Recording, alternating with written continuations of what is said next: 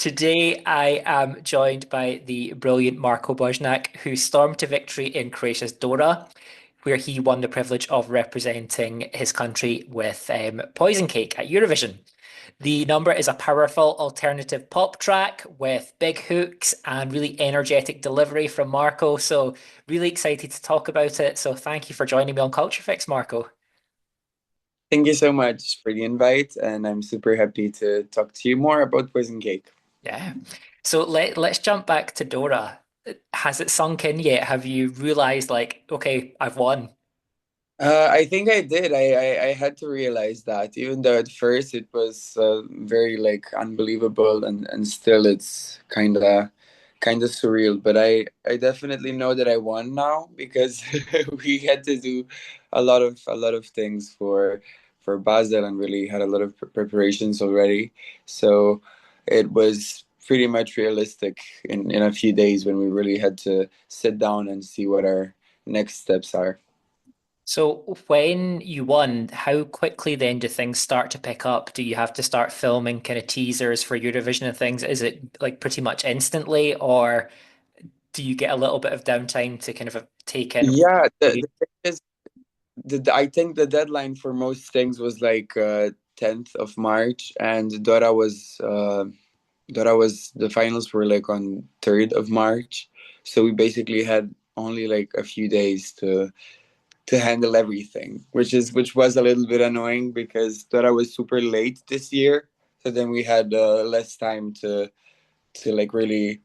But I think it's good because we had less time to overthink, so like we really had to, you know, like not get into it too much, but just all of us were really focused on choosing what works best. So I think we kind of did that. So it's gonna be good. Even though I did film a lot of teasers and a lot of small videos that then I accidentally like shoot them in the wrong format or something, and then No, send it again.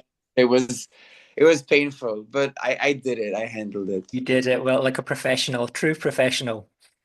Of course. Um, let's think back to the first time you entered Dora, though, 2022. Did you enjoy the experience more now with Poison Cake? Probably because you won, I'm guessing. Uh, I don't know, honestly. When I was going to Dora for the first time, I was still in high school. So for me, it was like, oh my God, like a dream come true. Even though I didn't go to Eurovision, like the whole experience was still just amazing. But then this year was definitely uh, more special, but also more stressful because we had the semifinal and then the final. Plus, I had another project that I was working on in Zagreb.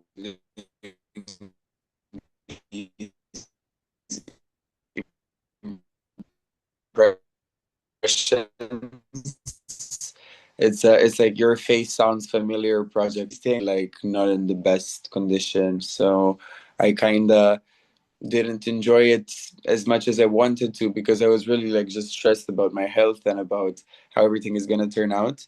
But then I did win in the end, so maybe I prefer this Dora over the one in 2002. Yeah, go with that one.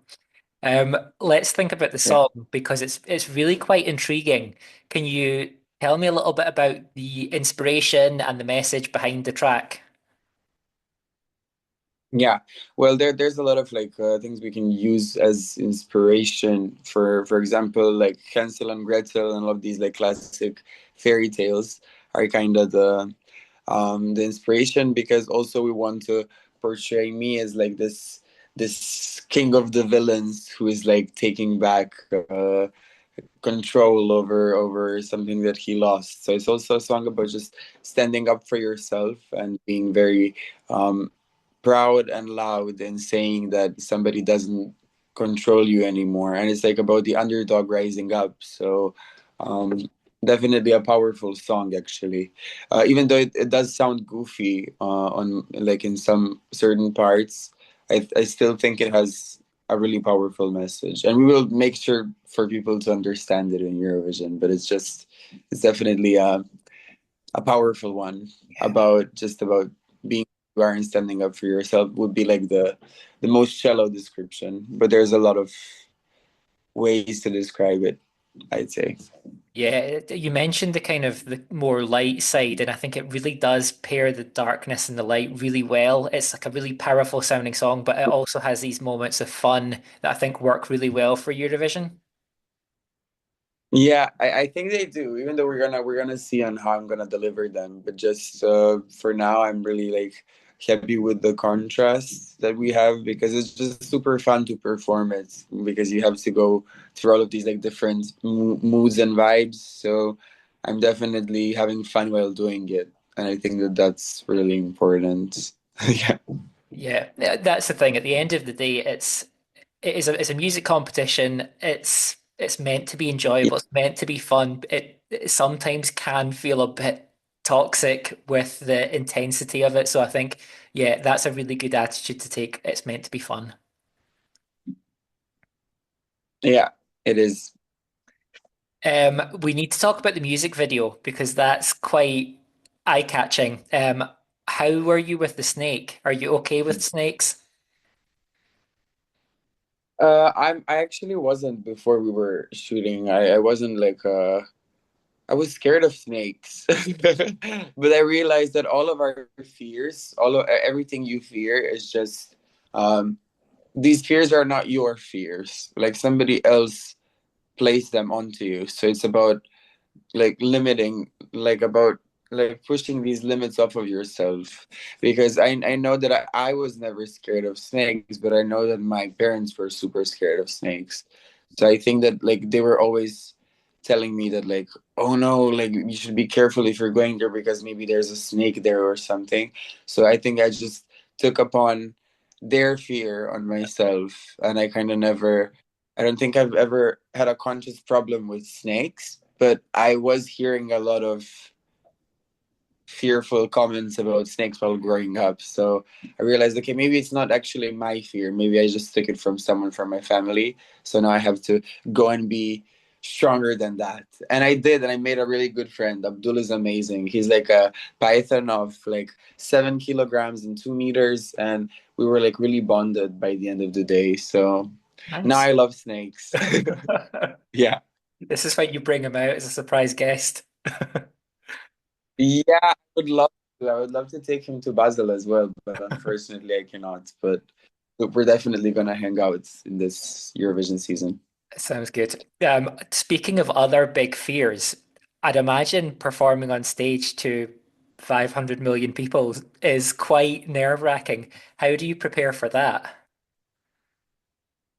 Well, I actually I do meditate a bit before, or like I'm listening to affirmations or just going over what I need to go over with my dancers. But what I usually do, what I've done before all of the performances in Dora is just listen to a lot of like female gangster rap.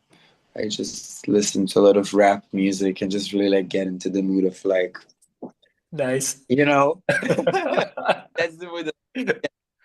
It's like I want to feel like I'm a boxer who's getting ready to go out into the ring and like beat someone up. Nice. So because I am also competitive in a way, so I kind of like the pressure, but then I need to feel like I'm in control. So then I really go and like listen to like a Nicki Minaj, for example, and Yeah. then I'm like, just being very iconic. Or I listen to, like this one Zagreb group of like two really really like straight, aggressive sounding men. They're called Teased. So then I play their music, and it doesn't really make any sense. For example, when I was singing Molly's the Nas, which is like a really emotional ballad, everyone was expecting me to, I don't know, sit back and just, try to get into my zone. But I was really listening to like gangsta rap and just getting in the mood. Yeah. That would be a ritual. Yeah. It's like kind of when people think you're listening to like Whitney Houston, but you're actually listening to like extreme gangster rap. That's quite cool. I like that. Yeah. I don't know. It just gets me in the mood. I need to feel like confident, and I think rap music makes me feel confident. So Nice. that's why I choose it. I think we're going to get a combination of Mike Tyson and Nicki Minaj at Eurovision from your performance. That's great. Um, we need to talk about Pink Stars. So 11 years old, making your TV debut. Um, how have you changed since then? Obviously quite a lot because you were 11. But do you feel like a much more Yeah. confident performer and do you enjoy it more? Well, I definitely know that now I'm being seen so much differently, especially in the Balkans, and like I've pissed off so many people because they were just expecting me to still look like a 11-year-old child, I guess, and to just be the same as I was. So there's a lot of pressure on me in that sense as well, because some people are not happy with my change. But I don't think that anything drastic happened. I just think that I kind of grew up and got the courage to be who I am. And I don't even look that different. It's just the hair and the like the facial structure. Yeah, I don't know. It was definitely an experience, but I definitely think that I was too young. Even though now when I look in retrospective, it's amazing because now I've been like on TV and in the public eye for like 10 years already. So it's not like I don't have experience. It definitely helps me a lot. So like this whole attention that I'm receiving now in Croatia, whether it's positive or negative, I know that I'm definitely handling it better because of being stars when I was like a kid. So it definitely brought me a lot of like it opened a lot of doors for me. So in that sense, it's definitely an important part of my career or life. Yeah. Yeah. You mentioned you pissed a few people off, and I think Yeah. but that's drawn me to you more because I think, you know what, good for you. You're just kind of being your authentic self, and it's on other people. It's their problem. How do you cope with that? Well, I don't know. I really thought I was gonna cope much harder when everything went down. I think for 5 days I was just like not able to even exit my house, and I was having like problems with my voice, so I had to be on vocal rest. I couldn't even speak with anyone, so there was just a whole lot of like looking into the ceiling and just thinking like about every possible situation. So it wasn't like super nice the first 5 days, but then I realized, okay, wait, no, like this is your moment. You worked hard for it, like you wanted it to happen your entire life, and now you will enjoy it because Yeah. it's your moment, and you will do your best, and you will just be super super grateful that something like this like happened, that you have an opportunity like this. And the people who are not happy with it, I really appreciate constructive criticism. Like I know how my performance looked, I know where I was able to improve it, but what I really like really really hated is that people were just so happy that they can be homophobic towards me in Croatia. I mean, like a certain part of people, I would say like a very loud minority of people, kind of like Christian fanatics, because I had priests calling on the boycott of poison cake, and also like far right politicians telling to the public that I'm a Satanist. So I had to I had to like beat these allegations, so it was pretty much annoying, but I think it's like starting to cool down a bit now, and I'm really like pushing my focus to the pre-parties and to Eurovision. So really like focusing on what matters. I think that's the best way. It's the ridiculous nature of the people that are meant to promote love and peace. They are the ones that are Yeah, mouthing the hatred. It's e- exactly. I would say that there's no hate like Christian love, and I really really like cannot believe that there's priests who are commenting on what my song is and then completely missing the point. It's like they've never heard of a metaphor, whatever. And then I really had to tell them that like they should be more priests and less music critics, because it really doesn't make sense. So I think I'm handling it pretty well so far. Like it really it did piss me off in the beginning, but now I'm just having fun with it because it's so cool that you can create so much like polarizing opinions based on your existence, or just a very like theatrical song, and then people are taking it too literal. They were even saying that I'm promoting murder by poison, that I'm actually giving people an idea on how to murder someone, and that should not be in the public eye. So, yeah, I really, honestly, I'm just looking forward to going to the pre-parties and to going to Europe, where people are probably gonna I love it. understand the song a bit more. Yeah. I hope. Yeah. I mean, there is also the argument, if you don't like it, don't watch it. Yeah, It's so exactly. Just straightforward. smile control. I always say that. It's like no one is forcing you to pay attention to anything, but I just feel like people are kind of they had their own favorites in Dora, and then like they didn't win, and it's just in the beginning it already creates a lot of tension, because I know what I was second in 2022, and when Mia Dimšić won, I know that I really had to release a statement because she was getting so much hate from people just because she won. So we have a thing in Croatia: when somebody wins, you gotta bring them down. You cannot let them enjoy the moment. Well, you're here, enjoy the moment, block out the noise. I will. Thank Let's you so let's think about beyond Eurovision, because obviously Eurovision will bring a lot more international fans to you.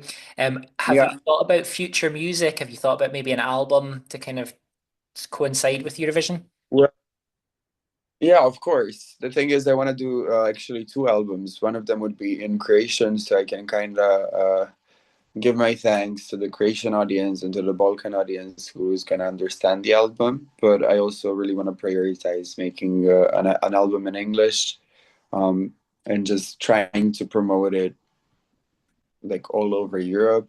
That would be my biggest dream. But we need to see how it goes, and if it's gonna be possible, and if there's even an interest for whatever whatever it is that I'm doing. So if I don't know, I'm gonna see how people react to me and to my personality, to my song, and we're gonna make sure to release something. So I really think, I hope it opens a lot of doors for me so that I can really like promote and share my music with the rest of Europe at least. So I would love to have an album in English, and then a little tour. That would be nice. That would be nice. Yeah. I need to ask, this is probably the question you get asked the most, I'd imagine, but have you been listening to the other entries? Are you blocking them out, or what's the situation there? I don't know. I'm really like listening to a few that I really enjoy. So some I am still like blocking out in a way, and like I haven't listened to, I Yeah. think, all of them. I'm completely honest, just because it's really like, as a like I'm a Eurovision fan, and like every year I listen to all of them. I do rankings. I'm very like invested. But when you're in the competition, it's kind of overwhelming at the time. So, but I do have my favorites. It's definitely Albania. I love their song Germ. It's just, I really wanted to go far in the competition. Of course, I love Mirjana and Serving Cunt, or Serving without the Serving now, cunt. yeah. So uh, I really have a good feeling about her. I think she's one of the favorites to win in my mind. Who else? I love Erika from Finland. I love Gojo from Australia. So I really can't wait to meet all of these people, because they all look and seem so charismatic and so cool. So it's just gonna be surreal to meet all of them. But yeah, there's probably a lot of people that I'm forgetting to mention now. I do like Kyle Alessandro from Norway as well. So I really have to like meet them, hear them live, and see like who is really like transmitting the best energy. But yeah, definitely I have a few favorites already. And again, when you say you start seeing them live, you start watching their performances, I always think with Eurovision, sometimes listening to the studio version, I've got one opinion, and then I see it live and I think, oh, okay, this is not how I'd envisioned it, and really like it. Yeah. Um, Well, that definitely. I think the same happened to me with my song. Basically, when I heard the live mix on Dora, I was like, "Oh my God, this is not the same song." Like, because yeah, in Eurovision we're gonna have my producer who's going to be able to go to the viewing room and then do our own mix, because he came from the Netherlands, on Dora, and then they didn't let him uh, go into the viewing room and like do the mix how he wanted to do it and how we wanted it to sound. And then they basically did something on their own, and we were not really happy with it, but there's nothing we could do about it. So uh, definitely we're gonna make sure that it sounds even like better than the studio version if that's possible. So yeah, we just need to be able to give our producer Bas, who's very talented, a chance for him to stay what how the song needs to sound in the TV mix. Because when Harite did it themselves, it was not really good. Well, I don't want to take up too much of your time, so let's just wrap up with some quick fire questions. Yeah. First thing that pops into your head, nothing too complex, he says now. Uh, Okay. what is your go-to karaoke song? You know that I'm no good by Amy Winehouse. Oh, nice. What is your favorite Croatian word? Ooh, sunce. What does that mean? Sunce would mean sun. Oh, nice. Um, I if if you could listen to one album for the rest of your life, what would it be? Ooh, maybe the Miseducation of Lauryn Hill. What is a guilty pleasure song that you love? I don't feel guilty about pleasure. That's the right answer. I like that. Um, what is a song that you wish you had written? Ooh,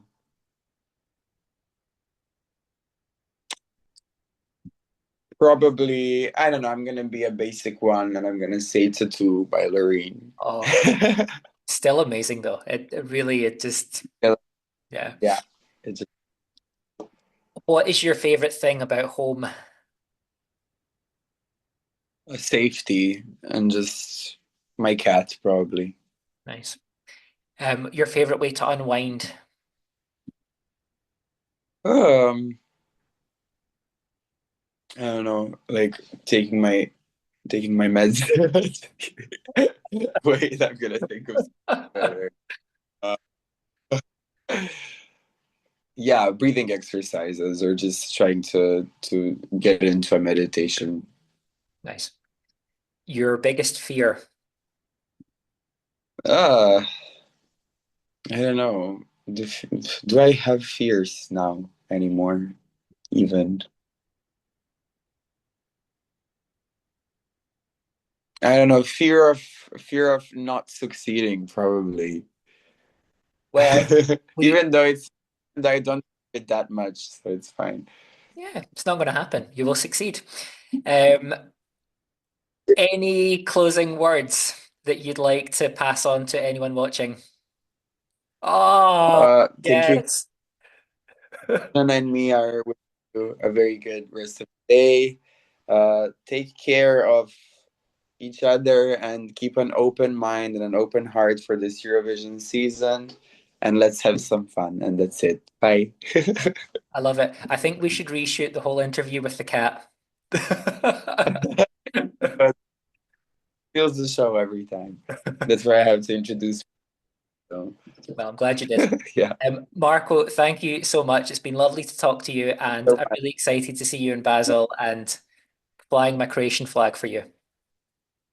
Thank you so much. Have a good day and see you in Thanks. Basel. Bye. Bye.